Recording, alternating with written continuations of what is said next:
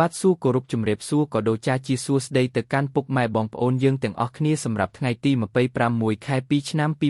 2026នេះលោកគ្រូមានលេខតម្រុយល្អៗស្អាតដើម្បីចែកជូនបងប្អូនយើងទាំងអស់គ្នាលេងកម្សាន្តតែមុននឹងចូលទៅកាន់តម្រុយលោកគ្រូក៏សូមឲ្យបងប្អូនជួយចុចជីវនិងចុចមេដៃឲ្យលោកគ្រូម្នាក់មួយផងដើម្បីជាកម្លាំងចិត្តឲ្យលោកគ្រូបន្តធ្វើតម្រុយបែបនេះចែកជូនបងប្អូនលេងកម្សាន្តតោះបងប្អូនយើងចូលទៅកាន់តម្រុយទាំងអស់គ្នា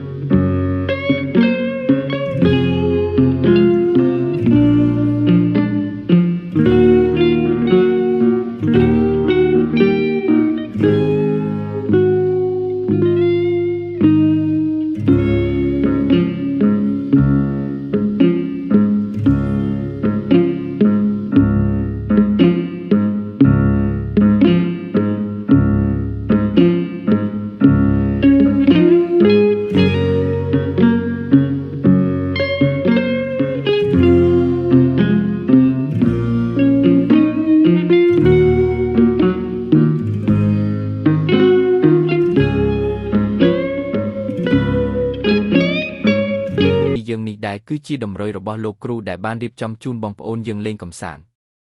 អង្គនឹងទាំងលេខតូចនិងលេខធំសូមជម្រាបលា